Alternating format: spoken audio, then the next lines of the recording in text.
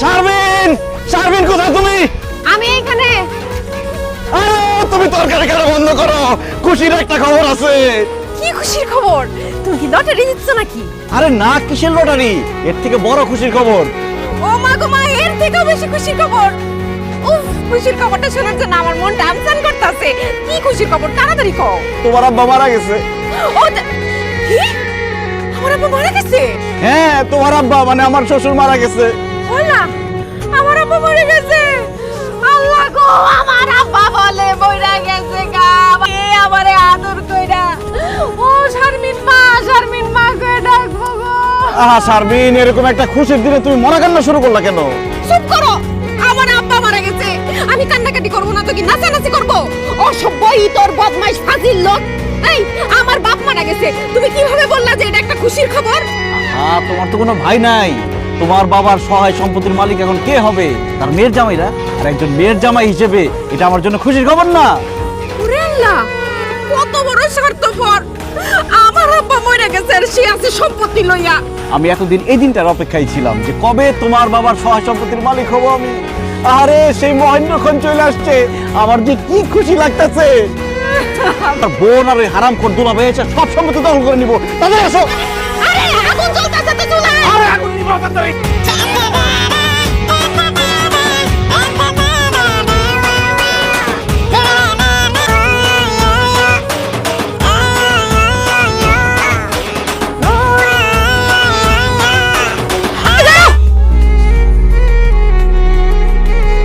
কি ব্যাপার? এরকম ঠাডা পড়া রোদে তুমি দৌড়াইতেছো কেন? আরে দৌড়াবো না তো কি করবো, আমার শ্বশুর মইরা গেছে। আমার শ্বশুর বাড়িতে আমার দ্রুত যাইতে হইব না। খবরদার, একটা ফালতু কথা কইবা না। আম্মা কি কইছে তুমি শুনো নাই ফোনে? আব্বা অসুস্থ, মরে নাই। আরে পারবিন, কেউ মারা গেলে নিকট আত্মীয় স্বজনরা ডাইরেক্ট কোনা যে মারা গেছে, কয় অসুস্থ, তোমরা দ্রুত আসো। তোমার আম্মা যত করেই বলুক যে অসুস্থ, আমি শিওর আমার শ্বশুর আর নাই, শেষ। হে আল্লাহ, তুমি এগুলা কি কইতাছো? তোমার কথা শুনে তখন আমারই ভয় লাগতেছে। আব্বা কি আসলে মরে গেছে? তাড়াতাড়ি একটা রিকশা ডাকো না। আইছে রিকশা। এই নিজের শরীরটা দিয়ে দেখছো, হ্যাঁ? খায়া খায়া সন্ধ্যার কি বানাইতাছো? এক কাম করো, তুমি রিকশা ভাড়াটা আমার দিয়ে দাও, আমি তোমার কোলে করে নিয়ে যাইতাছি। আল্লাহ রে, কোন ছাত্র বাচ্চার আমি বিয়ে করছিলাম? এই তুমি যদি আমার কোলে করে নিয়ে যাও, মানুষজন দেখলে কি কইবো? মানুষের কথায় কি বা আসে যায়? আরে আমি আমি তো হইব না, আমি হাইটাই যাব। না পারবিন না, হাইটা গেলে হবে না, দৌড়ে যাইতে হবে। কারণ তোমার আমার আগে যদি তোমার ছোট বোন আর ওই যে তার স্বামী সাদা মুলাটা চলে আসে, তাহলে আমার শ্বশুরের সকল সম্পত্তি তো তারা হাতায় নিবে। তাহলে তো আমি জানে মার্ডার হয়ে যাবো। দৌড় দাও, দৌড় দাও। এই দাঁড়াও, আমি সারিব না। আরে আস্তে।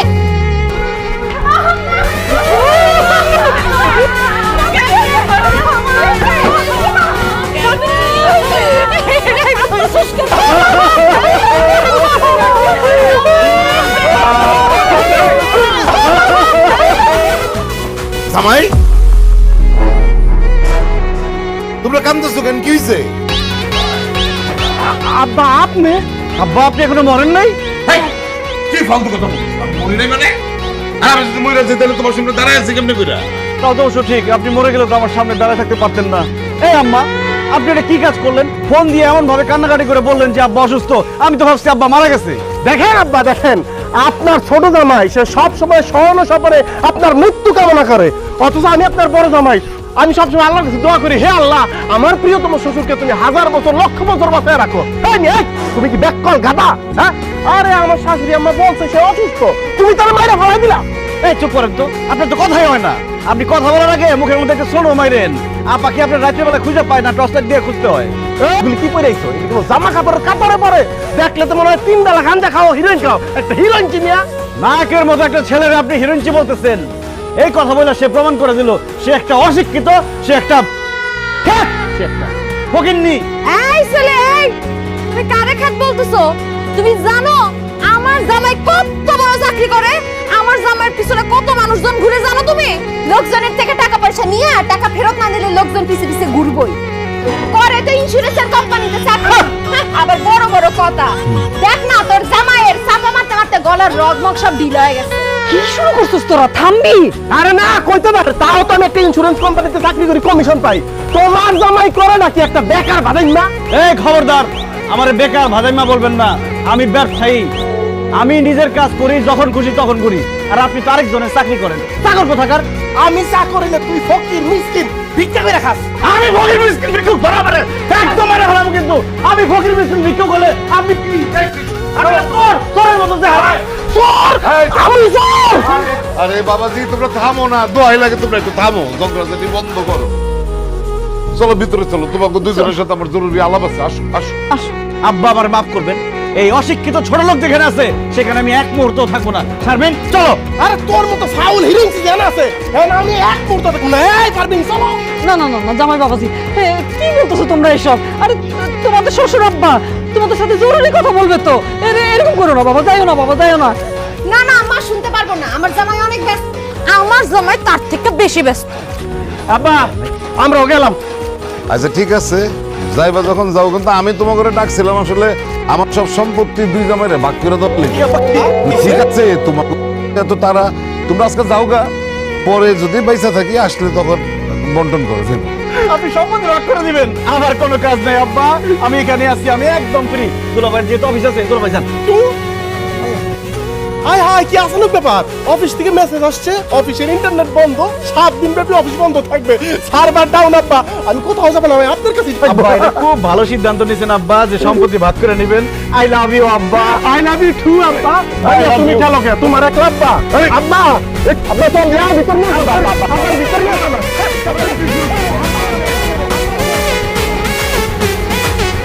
যদি ভাগ করে দিবে তাহলে যেইভাবেই হোক তার মন আমাকে জয় করতে হবে। তোমার আব্বাকে আমার খুশি করতেই হবে। তার মেয়ের জামাইয়ের মধ্যে আমি তাকে সবচেয়ে বেশি ভালোবাসি, এটা যেভাবেই হোক আমাকে প্রমাণ করতে হবে। আমার শ্বশুর শাশুড়িকে তো আমি অনেক ভালোবাসি, এইটা তাদেরকে বুঝাইতেই হবে। কেন? আর কেন বুঝো না? কেন তোমার আব্বা আমার উপর খুশি হয়ে আমাকে বেশি সম্পত্তি লিখে দিবে। আরে রাস্তার পাশে যে তোমার আব্বার দামি জমিটা, সেইটা আমাকে দিবে। আর তোমাদের বাজারে যে 2টা দোকান আছে, সেই 2টা দোকান আমার নামে লিখে দিবে। আরে তোমার আব্বার যে পুকুর, যেটা মাছ বেচে প্রতি বছর লাখ লাখ টাকা ব্যবসা করে, সেইটা আমার নামে লিখে দিবে। এটা অবশ্য ঠিক বলছো। আব্বার মন জয় করতে পারলে তুমি যা চাও আব্বা তোমারে তাই দিবে। কিন্তু তুমি আব্বার মন জয় করবা কেমনে? আরে কিভাবে জয় করবো মানে? তুমি শুধু আমার বলো যে তোমার আব্বা কি করলে আমার উপরে সে খুশি হবে। আব্বারে কেউ কিছু উপহার দিলে আব্বা খুব খুশি হয়। তাই নাকি? তাহলে তুমি এখনই বাজারে যায় তোমার আব্বার জন্য উপহার নিয়ে আসতেছি। আর আমি যে তোমার আব্বার জন্য উপহার আনতে যেতেছি, এটা যাতে কোনোভাবে তোমার বোন আর বোনের জামাই না জানে। কোনোদিনও জানবো না। তুমি এখন যাও, তাড়াতাড়ি গিয়া আব্বার জন্য উপহার নিয়ে এসো। যাও। জামাইরা কি করে কই তারা? কোনো আওয়াজ যখন পাইতেছি না, দুজন মনে দুই জায়গাতেই আছে। তাইলেই ভালো, দুই বলো এক জায়গায় হইলে তো খালি ঝগড়াঝাটি করে। আব্বা আসসালামু আলাইকুম আব্বা। বাহ দেখছো, দুজন দেখলেই পেয়ে গেলাম। এক লগে পায় তুমি কি মাইনা ফেলবে নাকি? এইভাবে কেউ ঢুকে বল। জামাই বাবাজি, এসব কি নিয়ে আসছো? কার জন্য নিয়ে আসছো? না আম্মা, আপনি তো খবর দিলেন আব্বা অসুস্থ, তাড়াহুড়া করে চলে আসলাম, তখন কিছু নিয়ে আসতে পারি নাই। তাই এখন বাজারে যাই আব্বার জন্য সামান্য কিছু উপহার নিয়ে আসলাম। এইগুলির কি দরকার ছিল বলো তো? তোমরা আমার বাড়িতে আসলে তো আমি খুশি হই। দেখো তো কি কারবার, এই যে কি কি আনছো দেখি। না আব্বা তেমন কিছু না, তবে আপনি খুশি হবেন, কারণ আপনার জন্য আমি একটা টাইট জিন্সের প্যান্ট, একটা হাওয়াই শার্ট, একটা ব্যাস লাইট, একটা পারফিউম আর একটা টাচ মোবাইল নিয়ে আসছি আব্বা। ওরা বলো কি আমি এমনি বলি? হ্যাঁ? তুমি আজ পর্যন্ত কোনোদিন আমার জুতা মোজা শার্ট প্যান্ট পরতে দেখছো? আমি পরি পায়জামা পাঞ্জাবি ফতুয়া লুঙ্গি, হ্যাঁ নিয়েছে আমার লেগা প্যান্ট শার্ট, আবার জিন্সের টাইট জিন্স, ওগুলো আমি বলবো না। যাও ওগুলো তুমি নিয়ে যাও। হ্যাঁ আব্বা, আমি সারা জীবন দেখছি আপনি পায়জামা পাঞ্জাবি ফতুয়া লুঙ্গি পরেন, তাই ভাবলাম একটা জিন্স প্যান্ট লেগে একটা শার্ট লেগে আপনার ইয়াং লাগবো, কিন্তু আব্বা আপনি এসব পরবেন না। আচ্ছা না পড়ত নাই আব্বা, পারফিউম আনছি, টাচ মোবাইল আনছি, অন্তত এগুলি না। টাচ মোবাইলে তো হইতেছে সর্বনাশের মোড়, পুরো যুব সমাজকে ধ্বংস করে দিচ্ছে। তুমি সংসারের পর সংসার ভেঙে দিতেছে। তুমি জানো না টাচ মোবাইল আমার 220, তুমি এটা আনলে কোন উদ্দেশ্যে? আমাকে সংসার ভাঙতেছ? দুলাভাইয়ের কোনো উপহারই তো আব্বার পছন্দ হইতাছে না। তুমি আব্বার লেগে কি উপহার আনছো? আমি আব্বার লিগে বিদেশি সিগারেট, দামি লাইটার আর একটা অ্যাস্টে নিয়ে আসছি। সিগারেট খাইব আর সাই ফেলাইব। কত নষ্ট হয়েছে তোমার? সিগারেট নিয়ে এসো। আগে বাবা দুলাভাই রে, আব্বা যে মুখ দমক দিতাছে তোমার তো উষ্টা দিব। কোন হাক্কেলি সিগারেট আনছো তুমি? হায় হায়, আমি তো ভাবছি যে গ্রামের মানুষ মনে পলায় পলায় বিড়ি খায়, আমাকে রমেশ শেখার মতো বিদেশি সিগারেট পেলে খুশি হইব, এই জন্য তো আনছি। আব্বা বিড়ি সিগারেট কিচ্ছু খায় না।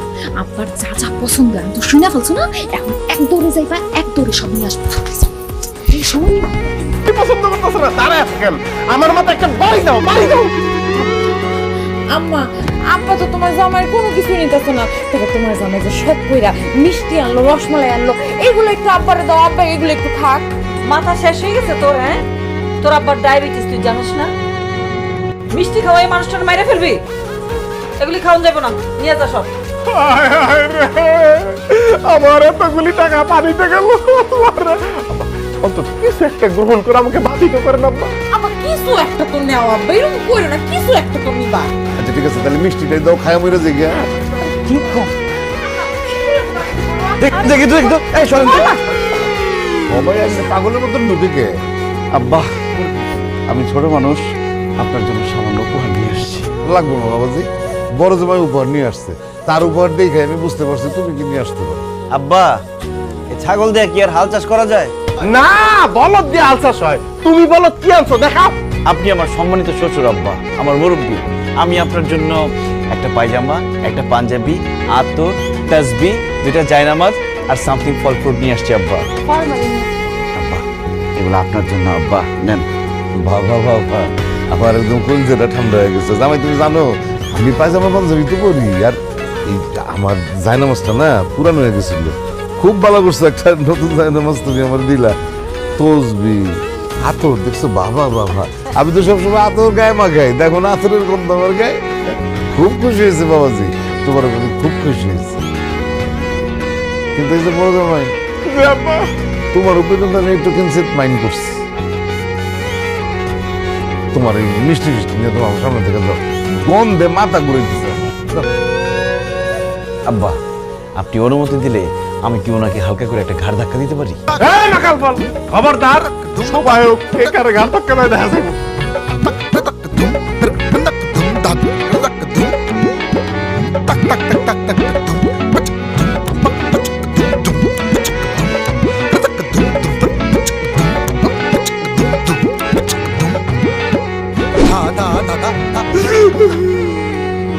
পারবেন ওই যে মাকাল ফল সাদা মুলা, মানে তোমার ছোট বোনের জামাই, ও তো তোমার আব্বার চোখে আমার শ্বশুরের চোখে হিরো হয়ে গেল, কিন্তু আমি ভিলেন হয়ে গেলাম রে। পারবেন সব শেষ, পারবেন আজকারাই তো আমি থাকতে তুমি এত চিন্তা করো কেন? শোনো, তোমার একটা বুদ্ধি দিই। আব্বা প্রত্যেকদিন 5 ওয়াক্ত নামাজ মসজিদে গিয়ে পড়ে। কালকে সকালবেলা ফজরের ওয়াক্তে তুমি আব্বার সাথে মসজিদে যাবা নামাজ পড়তে। আব্বা মনে করবে তাহলে তুমি নামাজ পড়ো। আর আব্বা নামাজি মানুষ তো অনেক পছন্দ করে, তুমি নামাজ পড়ো। এটা যদি আব্বা বুঝতে পারে তাহলে আব্বা তোমারও পছন্দ করবে, তোমারও ভালো বলবে।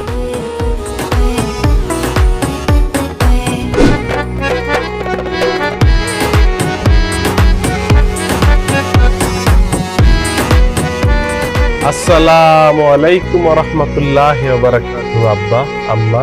ওয়ালাইকুম আসসালাম রহমতুল্লাহ বারাকাতুহু। কি ব্যাপার জামাই, তুমি রাস্তায় দাঁড়াচ্ছো কিসের জন্য?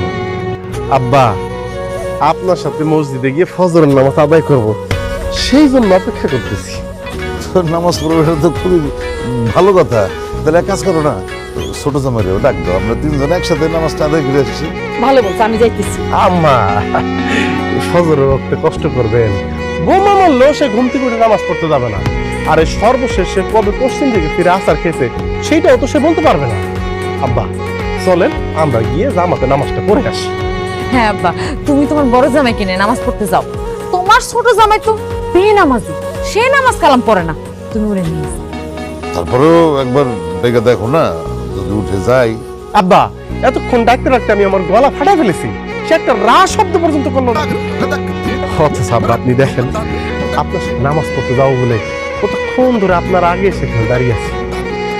আব্বা, এখন থেকে 5 ওয়াক্ত নামাজ আমি মসজিদে গিয়ে আদায় করবো, আপনি খালি দেখবেন। আমারও দেখানোর জন্য তো তোমার নামাজ আদায় করার দরকার নাই। তুমি আল্লাহর ডরে নামাজ আদায় করবা।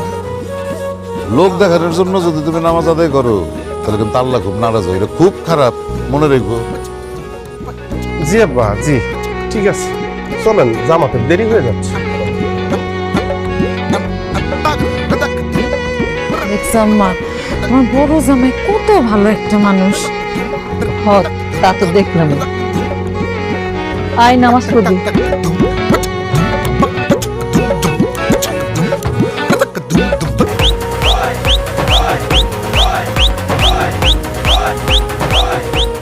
শারমিন এদিকে আসো, সর্বনাশ হয়ে গেছে।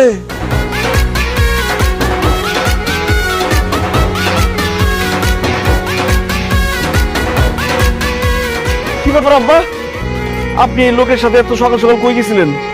এই আলমগীর, তুমি আব্বার সাথে কথা বলবো না। আব্বা তোমার উপরে খুবই রাগ। হেই, কি ধরনের কথা বলেন? আব্বা আমার উপর রাগ করবে কেন? কারণ তুমি নামাজ পড়ো না, তুমি বেনামাজি। আর এই যে দেখো আমার বড় জামাই ফজরের আজানটা দেওয়ার লগে লগে তৈরি হয়ে দাঁড়ায় আছে আমার নিয়ে মসজিদে যাই। আর তুমি তো মনে হয় মাত্র ঘুম থেকে উঠছো, মুখও দেও নাই। এই তুমি মুসলমানের ছেলে না? তোমার মরার ভয় নাই? আব্বা বাদ দেন না, তার খামাখা বকাবকি করে লাভ নাই। শুনেছি একটা পশু আছে, তার লেজ থেকে চুঙ্গার মধ্যে 14 বছর ঢুকে রাখলো সোজা হয় না। তার অবস্থা তো তার সে মর্মান্তিক। তারপরও তার হেদায়েতের জন্য মাশাআল্লাহ মাশাআল্লাহ, খুব ভালো করছো বড় জামাই। আসলে এই জন্য তোমার আমি এত পছন্দ করি। কিন্তু বেনামাজি লোক যে আমার পছন্দ না, এটা মানুষ বুঝেও বুঝে। চলো আজকে জামাই শ্বশুর একসাথে বসে নাস্তা করি। জি অবশ্যই আব্বা। আসসালামু আলাইকুম। ছোট বড় সবাই কি সালাম দেওয়া যায় আব্বা? হাই হাই রে শারমিন, সর্বনাশ হয়ে গেল। আব্বা তো দুলাভাইয়ের উপর খুশি হয়ে গেল আর আমার উপর রাগ করলো। ইস, কেন যে ফজর আজানের সময় ঘুমটা ভাঙলো না। তুমি কি করছো? ফজর আজানের সময় আমার ডাক দিতে পারলা না? তোমার কেমনি ডাকতাম, আমার নিজেরই তো ঘুম ভাঙে নাই। আচ্ছা তুমি কোনো টেনশন করো না, আব্বা দানশীল মানুষ খুব পছন্দ করে। তুমি একটা কাজ করো, গ্রামের যত ফকির মিসকিন সব কিছু ডাইকাই না আব্বাকে দেখায় দেখায় দান করো, তাইলে আব্বা ভাববে তুমি অনেক বড় দানবীর, তোমার উপর খুশি হয়ে যাবো।